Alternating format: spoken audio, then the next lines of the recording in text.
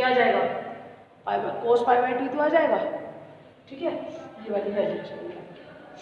ठीक है बच्चों। अच्छा, अब आप ये देखिएगा इस इक्वेशन के अंदर, एक चीज देखिएगा कि आई का मैक्सिमम मान कब होगा, जब आपका साइन मैक्सिमम होगा। आई का मान मैक्सिमम कब होगा इस इक्वेशन में, जब आपका, क्योंकि bm का तो ऑलरेडी मैक्सिमम है, इसको तो हम छेड़ नहीं सकते। इस आई का मान कब मैक्सिमम होगा, जब आपका साइन का मान मैक्सिमम होगा, यानी ये वाली वैल्यू, इसके बाद मैक्सिमम पे साइन मैक्सिमम साइन 90 होता है, उस वैल्यू पे वैल्यू क्या होती है, 1 होती है। तो मैं इसको यहाँ पे कह सकती हूँ कि आई का मैक्सिमम मान कब होगा, जब आपका साइन की वैल्यू क्या होगी, sign omega T minus pi by 2, ये वैल्यू क्या होगी, 1 के बराबर। तो उस केस में वैल्यू क्या आ जाएगी, आई एम इक्वल टू, तो 1 हो गया सारा, Vm अपॉन ओमेगा। ठीक है, तो इस प्रकार करंट के इक्वेशन को हम कैसे लिख सकते हैं, जैसे मैंने अभी आपको बताया, I equal to Vm upon omega n sine omega T minus pi by 2। ठीक है बच्चों, आ रही मेरी बात समझ। तो एक इक्वेशन आ गई मैक्सिमम वैल्यू के लिए आपकी ये वाली। तो इस तरीके से अगर आप देख रहे हो, देखिएगा इसके अंदर, जैसे आप इसके अंदर देख रहे हो बच्चों,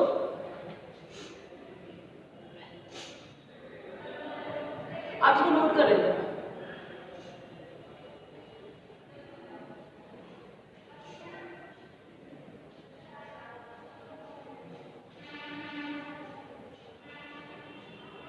अच्छा, अगर मैं इसी में बात करूं बेटा, ये देखिएगा बच्चों, जैसे ये वाली बात है, ये जो बता रही हूँ आई, जब ये मैक्सिमम हो जाएगा तो आई पर आप किस क्या है, Vm अपॉन ओमेगा एल, तो Vm अपॉन ओमेगा एल की जगह आप यहाँ क्या रख दोगे, आई एम,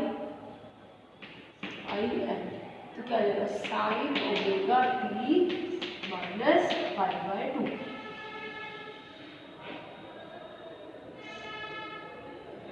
ठीक है, I equal to I M sine omega T minus pi by 2। तो इक्वेशन आ गई। तो इस तरीके से आप इसमें ये देख सकते हो जो कि applied voltage V equal to V M sine omega T को अगर निरूपित करते हैं तो प्योर इंडक्टिव केस में आई की वैल्यू क्या आ जाएगी, प्योर इंडक्टिव केस में आई की वैल्यू क्या आ जाएगी, I am sine omega T minus pi by 2। तो इस प्रकार आप ये देख सकते हो कि इंस्टेंटेनियस वोल्टेज और इंस्टेंटेनियस करंट के समीकरणों की अगर आप तुलना करें तो अप्लाइड वोल्टेज से पाई बाय 2 क्या करते हैं, लैग करते हैं। कैसे, मैं आपको बताती हूँ, ये समझने वाली चीज है। ठीक है, आप जरा इसको नोट कर लीजिए।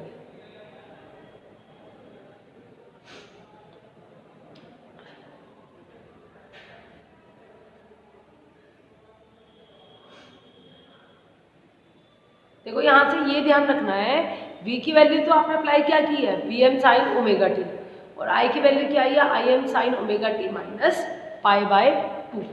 ठीक है,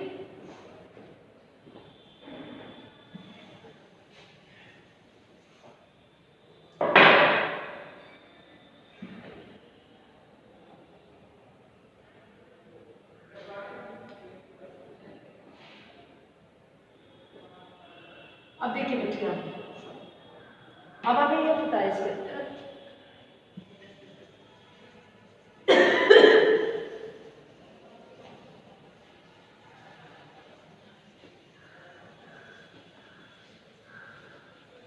देखो बच्चों, पता लग गया है कि V अप्लाई किया तो क्या होता है, Vm साइन ओमेगा टी, और करंट की वैल्यू क्या है, I is equals to I M sine omega T minus pi by 2। ये निकाला ना लास्ट में। तो आप देखिए इसके साथ में कोई भी फेज शिफ्ट नहीं था, ये 0 से स्टार्ट हो रहा था और ये कितने से स्टार्ट हो रहा है, माइनस पाई बाय 2 से। ठीक है, पाई बाय 2 लेट से स्टार्ट हो रहा है करंट। जब आप वोल्टेज अप्लाई करोगे इंडक्टिव और इंडक्टिव के केस में, जैसे यहाँ पे बात करोगे, जैसे आपने यहाँ पे वोल्टेज अप्लाई किया, 0 था, ये π/2 है, ये पाई है, ये 3π/2 है और ये 2 है। ये करंट और ये हो गया आपकी वोल्टेज। तो आप देखिए वोल्टेज तो आपने 0 से स्टार्ट किया, ठीक है, साइन 0 से स्टार्ट किया, ठीक है, लेकिन आपकी जो करंट है, जो आपकी करंट है वो करंट आपकी, सॉरी बच्चों ये तो दिखाई नहीं दे रहा आपको, या देखिए दोबारा समझाऊंगी मैं इसको, देखिएगा बच्चे। देखो V की इक्वेशन क्या निकाली, Vm sin omega t, I की इक्वेशन क्या निकाली, Im sin omega t minus π/2, ये इक्वेशन निकली, ये हमने अप्लाई किया था, ये हमने निकाला रिजल्ट। आपको पता लग रहा है यहाँ पे sin ओमेगा t है, साथ में कुछ नहीं है, यानी आप ऐसे कह सकते हो ओमेगा t माइनस 0, यानी 0 से स्टार्ट होगा V। तो आपने V का ग्राफ साइन वेव बनाई और ये कितने से स्टार्ट हो रही है, 0 से, ठीक है, कितने से स्टार्ट हो रही है, 0 से, 0 से स्टार्ट हो रही है। और अगर आप करंट की बात करें, करंट कितने से स्टार्ट हो रही है, ओमेगा टी माइनस π/2, यानी π/2 कितने से स्टार्ट हो रही है, लेट से स्टार्ट हो रही है। मतलब आप जैसे अप्लाई करोगे तो ये 0 से स्टार्ट नहीं हो रही है, करंट किससे स्टार्ट हो रही है, π/2। तो π/2 तो आपने यहाँ पे किससे स्टार्ट है, माइनस π/2, मतलब π/2 लेट से स्टार्ट हो रही है। माइनस का मतलब है π/2 बाद में स्टार्ट हो रही है, ठीक है, 0 के बाद में π/2।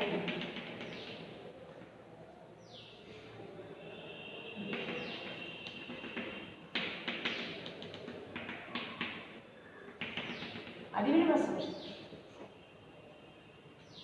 तो यानी ये इसके पीछे से स्टार्ट हो रहा है। तो यानी इंडक्टर के केस में अगर ये वोल्टेज है, ठीक है, यहाँ पॉजिटिव वोल्टेज या नेगेटिव वोल्टेज, यहाँ पॉजिटिव करंट या नेगेटिव करंट, तो करंट कितने से स्टार्ट हो रही थी, करंट आपकी कितने से स्टार्ट हो रही थी, π/2 नेगेटिव से, ये π/2 है, ये 0 है,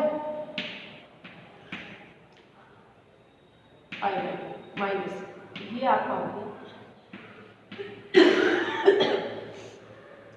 ये आपका आ गया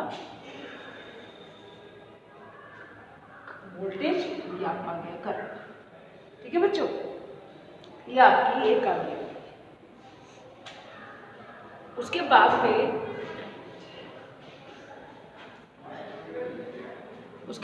देखिए, ये तो समझ आ गया आपको फेजर डायग्राम, मैंने आपको वेव फॉर्म भी बना के दिखाई है, ये तो इसकी वेव फॉर्म है। तो यानी जब भी कोई आपसे पूछे कि जैसे वेव फॉर्म है और ये क्या है, वेक्टर डायग्राम, फेजर डायग्राम, तो हम ये कह सकते हैं बच्चों कि आपको ये बात समझ आ गई, बहुत अच्छे से क्लियर हो गई आपको कि रेजिस्टर के केस में करंट और वोल्टेज के बीच में कोई भी डिफरेंस नहीं होता, लेकिन इंडक्टर के केस में करंट और वोल्टेज के बीच में 90 डिग्री का क्या होता है, फेज डिफरेंस होता है। यानी वोल्टेज 0 से स्टार्ट हो रही है और करंट π/2 से, ये फिक्स है, ये π/2 ही आएगा, ठीक है, π/2 का फेज डिफरेंस रहता है। अच्छा, उसके बाद मैं आपको बताती हूँ इंडक्टिव रिएक्टेंस। जैसे मैंने अभी पीछे ऊपर अभी आपको बताया बच्चों, देखिए जैसे मैंने अभी आपकी इक्वेशन क्या आई थी, अगर आपको ध्यान हो तो, अब देखो आपकी इक्वेशन,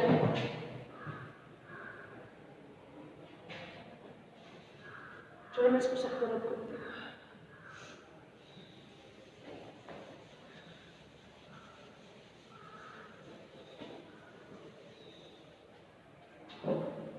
अब देखिए, अब क्या है, इंडक्टिव रिएक्टेंस, इंडक्टिव रिएक्टेंस, ठीक है, यानी प्रेरणिक प्रतिघात, क्या है, प्रेरणिक प्रतिघात,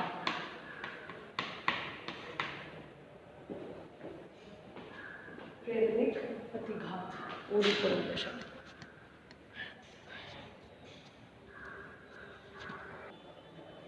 क्या है, प्रेरणिक प्रतिघात। अब देखिए जरा, अभी मैंने आपको इक्वेशन निकाल के दिखाई थी, I is equals to V M upon, जब इंटीग्रेट किया था sine omega T minus pi by, ठीक है। इसकी वैल्यू मैक्सिमम कब होगी आएगी, जब ये मैक्सिमम होगा, यानी साइन 90 पे मैक्सिमम होता है, इसकी वैल्यू जब 1 होती है। इसमें आपने रख दिया sine omega T minus pi by 2 equal to 1। यहाँ पे करंट क्या आ जाएगा, मैक्सिमम। ये इक्वेशन निकाली थी, तो मैं यहाँ पे कह सकती हूँ आई बराबर ओमेगा एल। ये क्या है आपका, प्रेरणिक परिपथों में ओमेगा एल प्रतिरोध का कार्य करता है। मतलब ओमेगा एल जो है वो किसका काम किया करेगा, जैसे वो रेजिस्टर काम करता है, वही काम इंडक्टर में ओमेगा एल करेगा, मतलब ड्रॉप का काम करेगा। किसका काम करेगा, ड्रॉप का। तो ओमेगा एल जो है इंडक्टर में जो ओमेगा एल है वो प्रतिरोध का कार्य करेगा, और इसको हम बोलेंगे इंडक्टिव रिएक्टेंस। क्या कहेंगे, इंडक्टिव रिएक्टेंस, ठीक है बच्चे। और इसको हम, क्योंकि आपको पता है जो ड्रॉप होता है रेजिस्टर जो है, क्योंकि ये आर, यहाँ पे हम इसको आर नहीं दे सकते, इंडक्टर में इसको ओमेगा एल ही देंगे, और इसकी जो वैल्यू होगी, क्योंकि ये ड्रॉप का काम कर रहा है, तो रेजिस्टर में क्या करते हैं, ओम होती है इसकी यूनिट, तो ये भी इसमें होगा ओम से होगा। समझ आई मेरी बात। तो इसको हम किससे दिखाते हैं, इसको हम एक्सएल से भी दिखाते हैं। एक्स होता है, जैसे आप ऐसे कर दो एक्स, और किसका, इंडक्टर का, ठीक है। एक्सएल किसके बराबर हो गया, ओमेगा एल के, ठीक है बच्चों। और ठीक है बच्चों, अब हम देखते हैं पावर के बारे में। किसके बारे में, पावर के बारे में। इसको नोट कर लो फटाफट, फिर मैं इसको पावर के बारे में बता दूँ।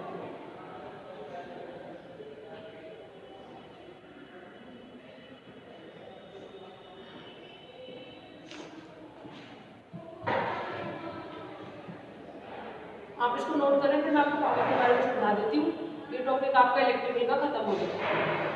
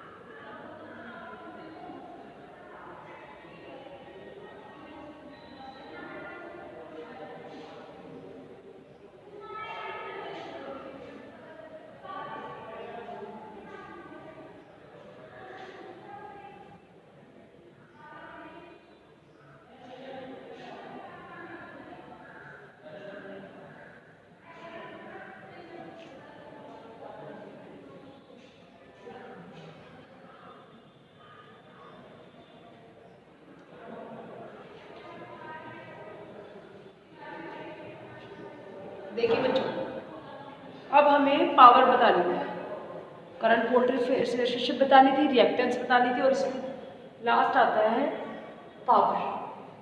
पावर देखिए,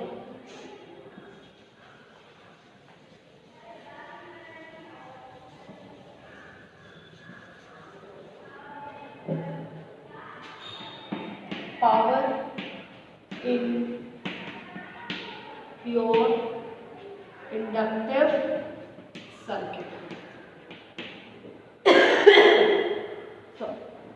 power in pure inductive circuit. तो देखिए जरा, देखिए V की वैल्यू क्या है, V की वैल्यू क्या लेंगी, वी एम साइन ओमेगा, ठीक है, फर्स्ट इक्वेशन।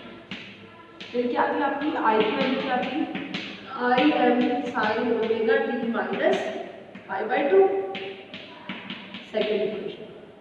पावर क्या होती है, what is the power, power is equals to V I. V और आई की मान यहाँ पे रख दो इक्वेशन में, इसको आप कह सकते हो थर्ड इक्वेशन। तो आपने रखी v is equals to, v की वैल्यू क्या आ जाएगी, वी एम साइन ओमेगा।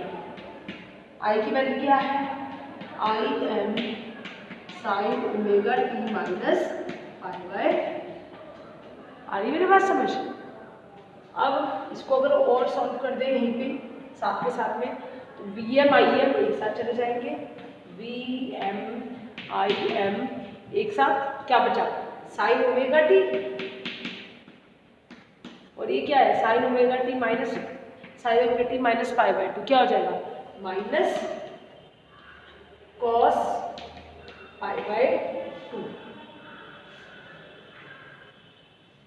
क्या करेंगे, सॉरी आज से सॉरी, ये हो जाएगा माइनस कॉस ओमेगा टी।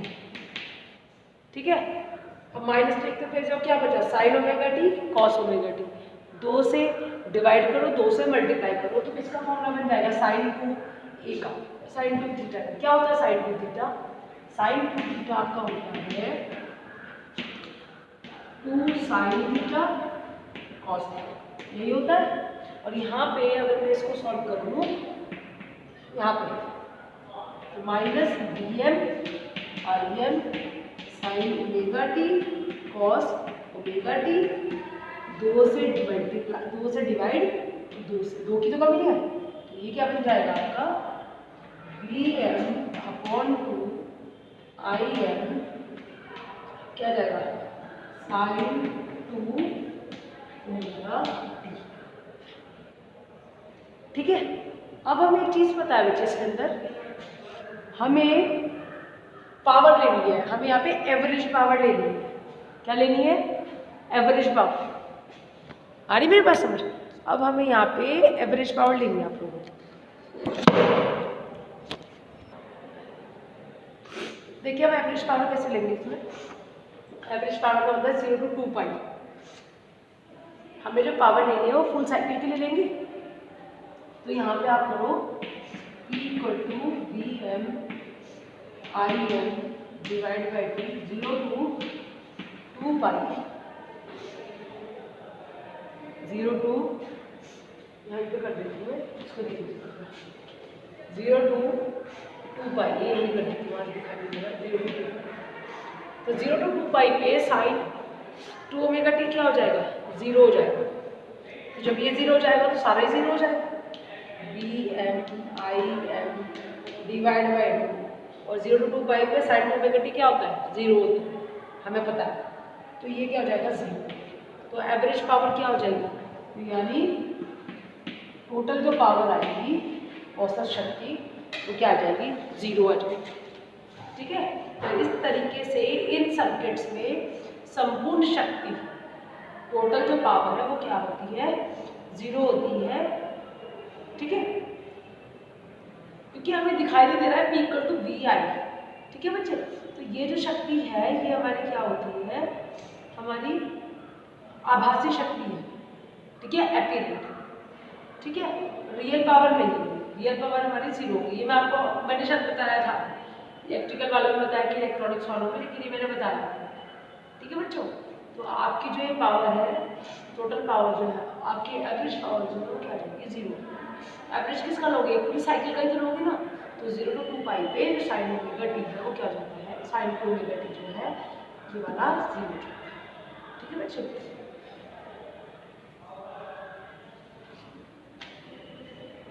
अब इसके बाद में जो मैं नेक्स्ट कराऊंगी वो कराऊंगी मैं आपको, वो मैं आपको नेक्स्ट बताऊंगी क्या नेक्स्ट आपका प्योर कंटेनिंग सर्किट है जिसमें केवल आपका कैपेसिटर है। ठीक है,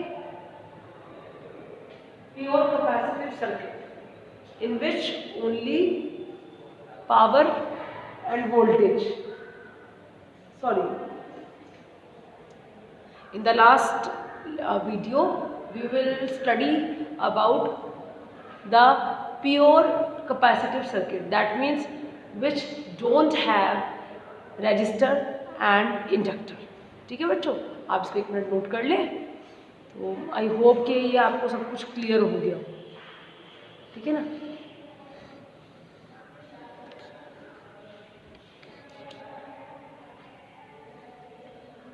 नोट कर लीजिए आप।